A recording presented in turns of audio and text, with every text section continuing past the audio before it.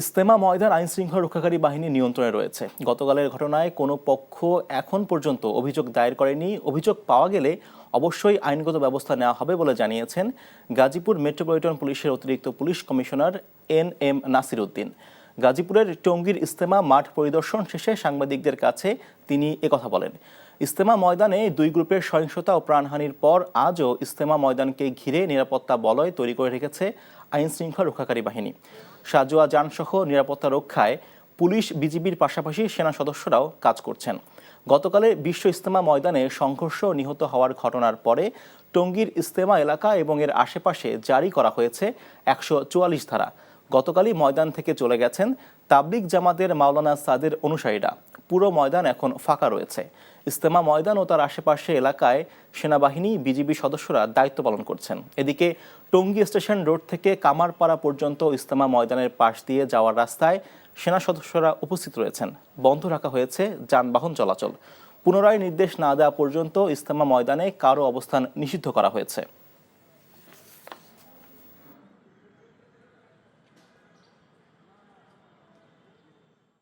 Million offer Walton fridge কিনে পেতে পারেন 20 লক্ষ টাকা, রয়েছে কোটি কোটি টাকার নিশ্চিত উপহার। আমরা সরকারের এই যে কোনো সিদ্ধান্ত, সঠিক সিদ্ধান্তের বিষয়ে আমরা তাদের সহযোগিতা করব। সকাল থেকে পরিস্থিতি অনেক স্বাভাবিক আছে, খুবই শান্ত পরিবেশ। মামলা গতকালকে ঘটনায় এখন পর্যন্ত কোনো মামলা হয়নি। মামলা দিতে আসলে আমরা আইনানুগভাবে কার্যকর ব্যবস্থা গ্রহণ করব।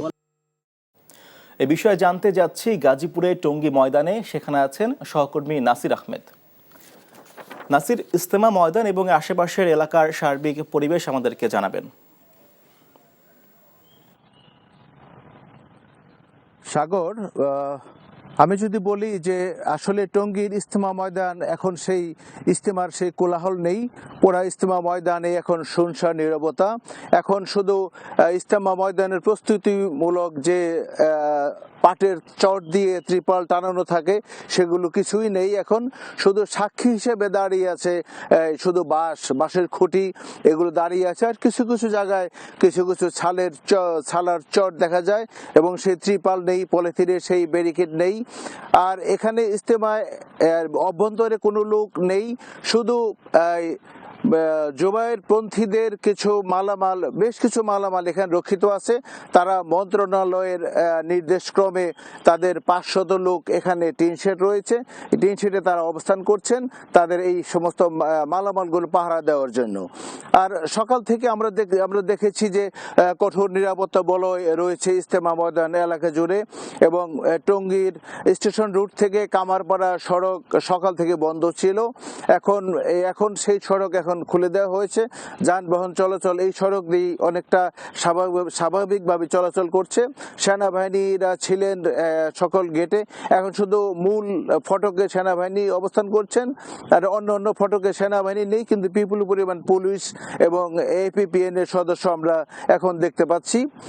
এছাড়া টঙ্গীর ইজতেমা ময়দানের গতকালকের ঘটনায় আপনি তো বলেছেন যে মামলা এখনো হয়নি, শুনেছেন যে সেই মামলার প্রক্রিয়া এখনো তারা শুরু করেনি। এখন একটি মাত্র লাশ তারা নিয়ে গেছেন, বাকি লাশগুলো এখনো তারা স্বজনরা নিয়ে যায়নি। হয়তো স্বজনরা অভিযোগ করলে তারা মামলা নেবেন, এমনটাই বলেছেন পুলিশ। এই ছিল সর্বশেষ অবস্থা। সাগর, জানছিলাম ইজতেমা মাঠের খবর। ভালোবাসার প্রথম শর্ত বিশ্বাস, যেটা আমার প্রতি কখনোই তোমার ছিল না। আমি তোমাকে বিয়ে করতে চেয়েছিলাম।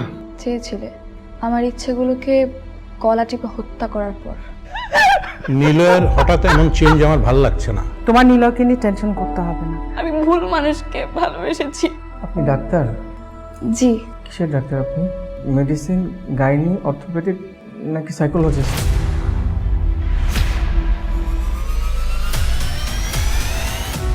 ভাইয়া খুব ইন্ট্রোভার্ট। ভাইয়াকে নেশার জগৎ থেকে ফিরিয়ে আনতে হবে। আমার মনে হয় কি তোমার রেগুলার অফিসে বসা উচিত। সব তোকে সামলাতে হবে। এরকম কেস না দিন দিন বেড়েই চলেছে। আপনি কি আমার উপর রেগে আছেন? পৃথিবীতে কারোর উপরে আমার তেমন কোনো রাগ নেই। নিলয় যেন কোনো রকম সিন ক্রিয়েট না করে। আপনি কি সব ভুলে থাকতে পেরেছেন? প্রেম এবং ভালোবাসা খুব পবিত্র, সস্তা কোনো কিছু না। আমি তোমাকে হারাতে চাইনি প্রীতি। Love is not enough in the world. Million offer. Walton fridge কিনে পেতে পারেন 20 লক্ষ টাকা, রয়েছে কোটি কোটি টাকার নিশ্চিত উপহার।